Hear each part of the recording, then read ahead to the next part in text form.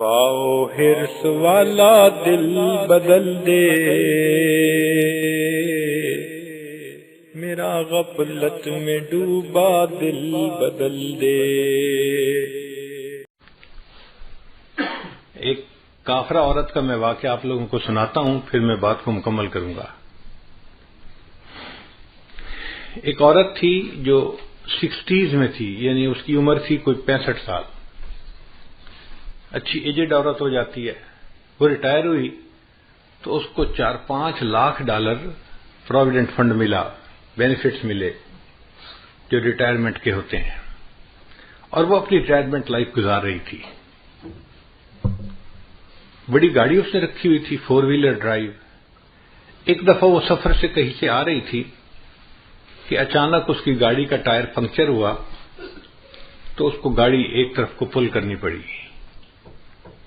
اب وہ گاڑی سے باہر نکلی، اس نے دیکھا کہ ٹائر پنکچر ہو گیا ہے، تو ٹائر بدلنا پڑے گا۔ لیکن بڑی گاڑی کا ٹائر وزنی بھی ہوتا ہے، اور اکیلے بندے کا اس کو ریپلیس کرنا مشکل بھی ہوتا ہے۔ پھر وہ تو عورت ذات تھی، عورت کمزور ہوتی ہے، نہیں کر سکتی، تو وہ کھڑی سڑک کے کنارے آنے والی گاڑیوں کو روک رہی تھی کہ کوئی بندہ رکے اور میری ہیلپ کر دے۔ اور چونکہ دن کا ٹائم تھا، سورج خوب گرمی برسا رہا تھا، لوگ مصروف تھے، تو آنے والی گاڑی تیز آ رہی تھی اور جا رہی تھی، کوئی رک نہیں رہا تھا۔ گڈ 1 آور اس عورت کو دھوپ کے اندر کھڑا ہونا پڑا۔ اب 1 گھنٹہ دھوپ میں کھڑا ہونے کی وجہ سے اس کو پسینہ بھی آیا ہوا، اور اس کی جلد جو تھی وہ ایسے سرخ ہو گئی جیسے جلد جل جاتی ہے گرمی کی وجہ سے۔ برا حال گرمی سے اس کا، اور کوئی اس کی مدد کے لیے رک نہیں رہا، تو پریشان بھی بڑی تھی۔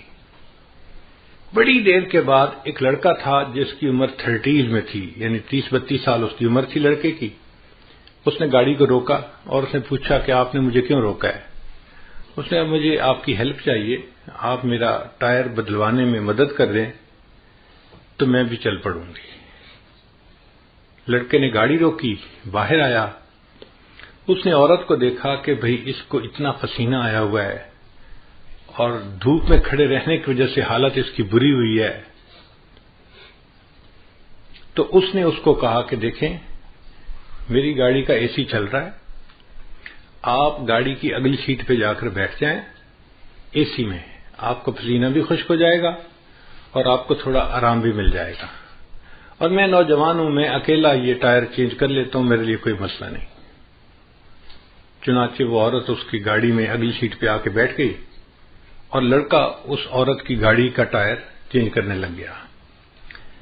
اب یہ عورت جب ذرا ٹھنڈی جگہ پر بیٹھی، طبیعت بحال ہوئی، تو اس نے دیکھا کہ لڑکا بہت مشقت کے ساتھ گاڑی کا ٹائر چینج کر رہا ہے۔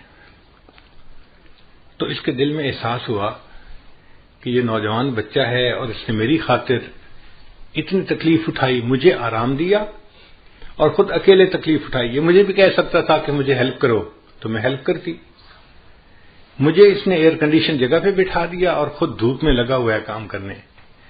تو اگر یہ ٹائر بدل دے گا نا تو میں اس کو $200-300 گفٹ دے دوں گی تاکہ اس کا بھی فائدہ ہو جائے۔ خیر کچھ دیر لگی، لڑکے نے ٹائر چینج کر دیا۔ اس نے آ کے کہا اس کو کہ ٹائر میں نے بدل دیا ہے، اب آپ اپنی گاڑی پہ جا سکتی ہیں۔ اس عورت نے $200-300 جیب سے نکالے اور لڑکے کو آ کے یہ میری طرف سے گفٹ لے لو۔ اس نے کہا نہیں میں گفٹ نہیں لیتا۔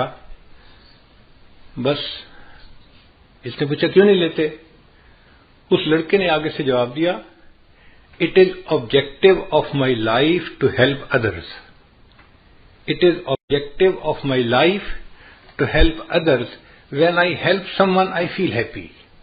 یہ جو مجھے خوشی ملتی ہے نا کسی کی مدد کر کے، بس میرا ریوارڈ یہی کافی ہے، مجھے آپ سے $200-300 نہیں چاہیے۔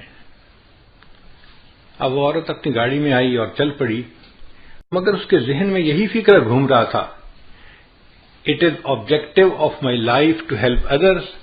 When I help someone I feel happy." اور وہ سوچ رہی تھی کہ دنیا میں ایسے بھی انسان ہوتے ہیں کہ جو دوسروں کی ہیلپ کر کے خوش ہوتے ہیں، حیران ہو رہی تھی. اب گاڑی جب اس نے چلائی تھوڑی دیر بعد اس کو فیل ہوا کہ مجھے تو بہت پیاس لگی ہوئی ہے اور بھوک بھی لگی ہوئی ہے. اس نے سوچا اچھا جو نیکسٹ ایگزٹ آئے گا نا تو میں اس پہ گاڑی کو باہر نکالوں گی موٹر وے سے, اور جو ریسٹورینٹ ملا اس پہ میں کھانا کھاؤں گی اور پھر سفر شروع کروں گی. چنانچہ نیکسٹ ایگزٹ پہ اس نے گاڑی باہر نکالی اور قریب میں کوئی ریسٹورینٹ تھا, وہاں اس نے گاڑی پارک کی اور جا کے کھانے کے لیے بیٹھ گئی. اس ہوٹل میں ایک ویٹریس تھی ریسٹورینٹ میں جو کھانا لاتی تھی. اس نے پوچھا کیا چاہیے, اس نے بتایا مجھے یہی چیز لا دو, تو وہ ویٹریس اس کے لیے کھانا لے کے آئی. جب اس نے اس کے آگے کھانا لگایا نا, اب اس دوران یہ عورت یہی بیٹھی سوچ رہی تھی کہ اس لڑکے نے کتنا اچھا جواب دیا. It is objective of my life to help others. When I help someone I feel happy. اس عورت نے, بوڑھی عورت نے دیکھا کہ وہ جو ویٹریس کھانا لے کے آئی ہے وہ ایک نوجوان اور پریگننٹ لڑکی ہے, اور اس کے جسم کو دیکھ کے پتہ چلتا ہے کہ اس کا پریگنینسی کا کوئی 6واں مہینہ چل رہا ہوگا, یعنی کافی قریب وقت ہے ڈیلیوری کا. اب ایسے وقت میں تو عورت کو گھر پہ آرام کرنا چاہیے, مگر وہ ڈیوٹی کر رہی تھی. تو اس نے سوچا یہ غریب لڑکی ہوگی, اس لیے اس کو نوکری کرنی ہے تاکہ اپنے آپ کو سپورٹ کر سکے. تو اس نے اس سے ذرا بات پوچھی کہ تمہارا کیا حال ہے, تم کیا کرتی ہو. اس نے بتایا کہ میں شادی شدہ ہوں اور میں پریگننٹ ہوں اور میرا 7واں مہینہ لگا ہوا ہے اور 2 مہینے کے بعد ڈیلیوری ہے, مگر یہاں پہ جو ہاسپٹل ہے نا اچھا وہ بہت مہنگا ہے, اور میں اور میرے ہسبینڈ ہم دونوں چاہتے ہیں کہ بچے کی ڈیلیوری وہاں پہ ہو, مگر اس کی فیس ہم نہیں دے سکتے. تو ہم میاں بیوی نے آپس میں مشورہ کیا, کچھ پیسے میرا ہسبینڈ جمع کرے گا اور کچھ پیسے میں جمع کروں گی, اور مل کے ہم اس فیس کو ادا کریں گے. اب چونکہ میں نے پیسے جمع کرنے ہیں تو میں اس وقت چھٹی نہیں لے سکتی, مجھے اس پریگنینسی کے باوجود ڈیوٹی کرنی ہے. میں تکلیف اٹھا رہی ہوں مگر میں ڈیوٹی کر رہی ہوں. اب اس عورت کے ذہن میں خیال آیا کہ میرے پاس تو ریٹائرمنٹ کے کوئی $500,000 بینک میں پڑے ہوئے ہیں. اب $500,000 فالتو پڑے ہیں, اگر میں اس لڑکی کو اس کے ڈیلیوری کے اس کی فیس دے بھی دوں تو مجھے کوئی فرق نہیں پڑتا, مگر اس کے لیے آسانی ہو جائے گی اور یہ بچی اپنے گھر پہ آرام کرے گی. اس نے اس سے پوچھا کہ ہاسپٹل کی فیس کتنی ہے. اس نے کہا جی $5,000.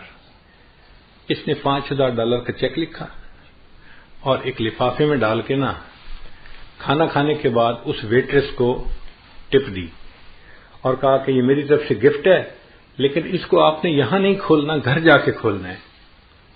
اس نے جیب میں ڈال لیا, ٹھیک ہے میں گھر جا کے کھولوں گی. اب یہ بوڑھی عمر کی عورت اپنے گھر واپس آ گئی اور وہ نوجوان ویٹریس جو تھی وہ اپنے گھر گئی ڈیوٹی کے بعد. جب گھر گئی تو اس کا ہسبینڈ جو تھا وہ ایک بزنس ٹرپ پہ گیا ہوا تھا دوسرے شہر, اور وہ واپس آ چکا تھا. چنانچہ اس ویٹریس نے اپنے گھر میں کھانا لگایا اور خاوند کے ساتھ بیٹھ کے کھانا کھانے لگی. اب کھانے کے دوران دونوں میاں بیوی آپس میں ڈسکس کرنے لگے کہ کتنا ٹائم رہ گیا بچے کی ڈیلیوری کا.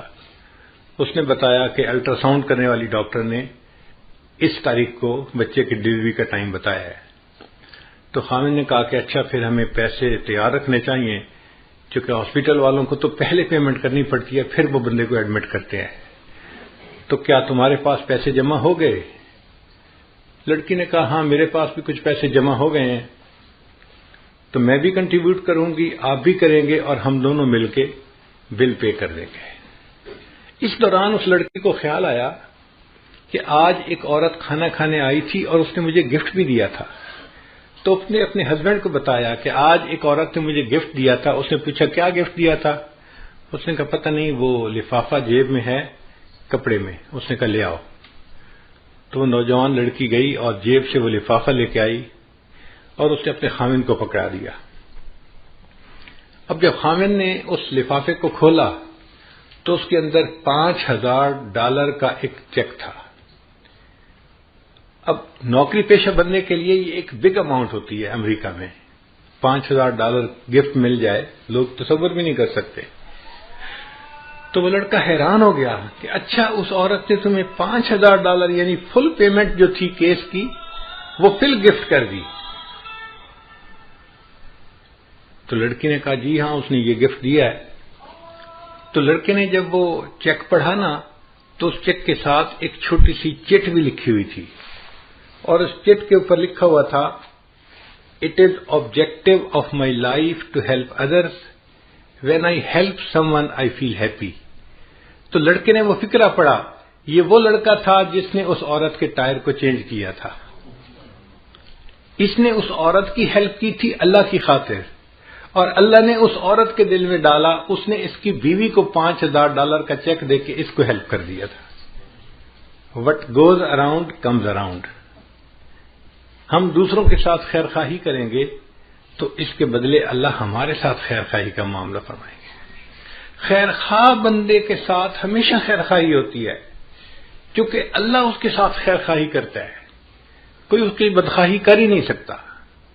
اس لیے ہم انکنڈیشنل خیر خواہی کریں دوسروں کے ساتھ. ہمیں اس میں یہ نہ توقع کہ جی وہ تو ہمارے ساتھ خیر خواہی نہیں کرتا, ہم کیوں کریں؟ بھئی وہ کرتا ہے یا نہیں کرتا, ہم تو کریں نا. جب ہم کریں گے تو اللہ تعالیٰ اس کے بدلے ہمارے ساتھ بھی خیر خواہی کا معاملہ فرمائے.